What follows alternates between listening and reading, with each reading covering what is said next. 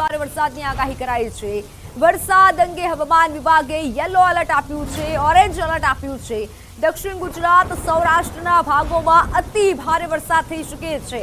આજે ડાંગ, નવસારી, વલસાડ ઉપરાંત દમણ, દાદરાનગર હવેલી અને સૌરાષ્ટ્રના ગીર સોમનાથમાં ભારેથી અતિભારે વરસાદ થઈ શકે છે। તો આજે ગુજરાતના 7 જિલ્લાઓમાં ભારે વરસાદની આગાહી છે, જેમાં નર્મદા, ભરૂચ, સુરત, તાપી, જૂનાગઢ, અમરેલી, ભાવનગર, દીવમાં ભારે વરસાદ થઈ શકે છે।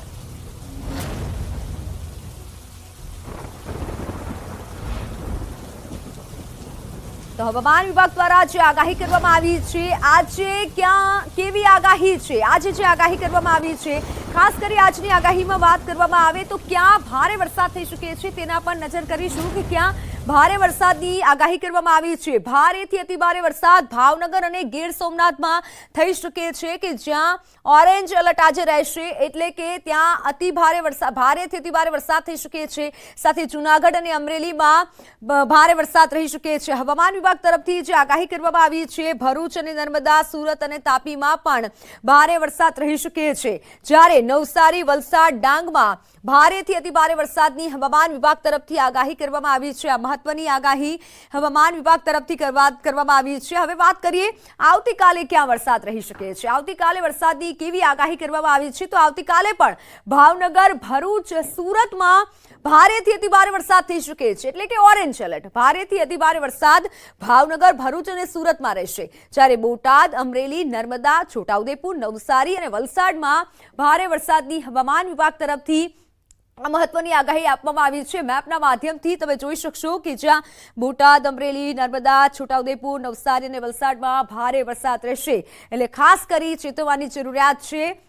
ચોમાસાની શરૂઆતમાં જ આવો વરસાદ રહેવાનો છે। હવામાન વિભાગ તરફથી આ મહત્વની આગાહી કરવામાં આવી છે। શું કહ્યું છે હવામાન વિભાગે, આવો સાંભળીએ।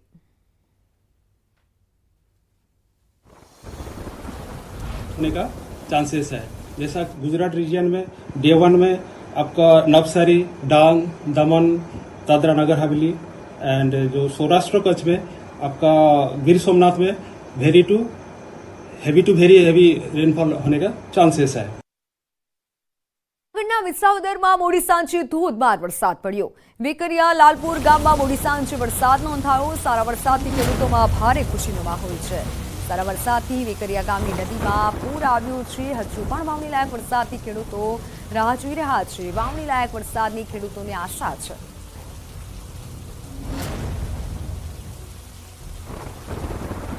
વેકરિયા ગામની નદીમાં પૂર આવ્યું છે, જેના દ્રશ્યો સામે આવ્યા છે। જૂનાગઢના વેકરિયા લાલપુર ગામમાં મોડી સાંજે પણ વરસાદી વાતાવરણ જામ્યું હતું, વરસાદી માહોલ જામ્યો હતો। જોકે ખેડૂતોને સારા વરસાદની આશા છે। બંને દ્રશ્યો આપણે બતાવી રહ્યા છીએ કે જ્યાં એક તરફ વેકરિયા ગામની નદીમાં પૂર આવ્યું છે અને બીજી તરફ લાલપુર ગામમાં પણ વરસાદી વાતાવરણ જામ્યું હતું।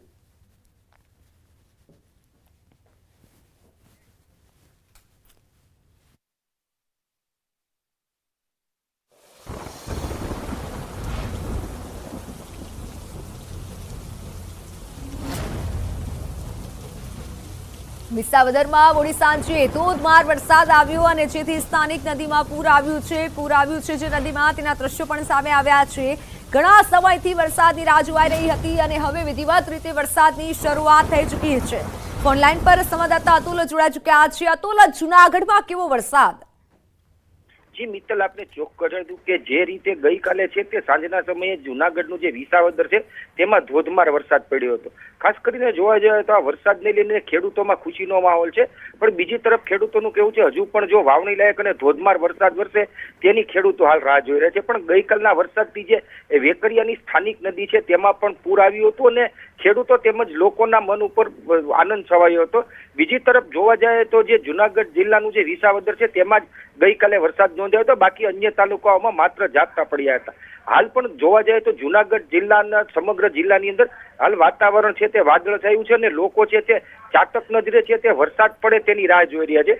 બીજી તરફ ખેડૂતોનું કહેવાનું છે કે હવે જો વરસાદ થાય અને વાવણી લાયક વરસાદ થાય તો ખેડૂતો છે તે પોતાના પાક માટે પણ તૈયારી કરી ચૂક્યા છે, વાવણી માટે પણ તૈયાર થયા છે, પણ જો વરસાદ પડે તો જ ખેડૂતો પોતે વાવણી કરશે તેવું હાલ જણાવી રહ્યા છે। તેને લઈ અને ખેડૂતો છે તે હાલ વરસાદની રાહ જોઈ રહ્યા છે। જી મિત્ર, બિલકુલ અતુલ, આભાર માહિતી બદલ। તો ખેડૂતો અત્યારે સારા વરસાદની રાહ જોઈ રહ્યા છે।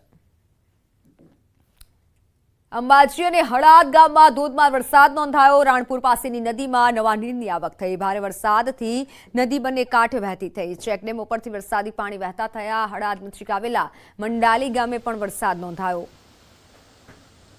ભારે વરસાદથી નદી બંને કાંઠે વહેતી થઈ હતી। ચેકડેમ ઉપરથી પણ વરસાદી વાતાવરણ જોઈ રહ્યા છે। ત્યારે આ તરફ અમરેલીના ધારીમાં ગીર કાંઠાના ગ્રામ્ય વિસ્તારોમાં વરસાદી માહોલ છે। ધારીના દલખાણીયા, ચાંચડ, આંબાગાળા, સોઢાપરા, મીઠાપુર, વીરપુર, ગોવિંદપુર સહિતના ગામોમાં પણ વરસાદી વાતાવરણ જામ્યું। ધારી પંથકમાં એક અઠવાડિયાના વિરામ બાદ ફરી મેઘરાજાની પધરામણી થઈ। અમરેલી જિલ્લામાં છૂટોછવાયો વરસાદ નોંધાયો। વરસાદ શરૂ થતાં ખેડૂતોમાં ખુશીનો માહોલ જોવા મળી રહ્યો છે।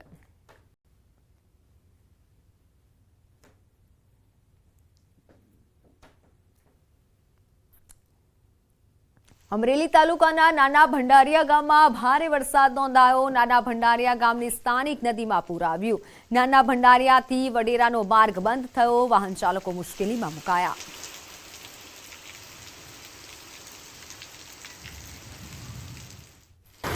અમરેલીના ગ્રામ્ય વિસ્તારોમાં જામ્યો વરસાદી માહોલ।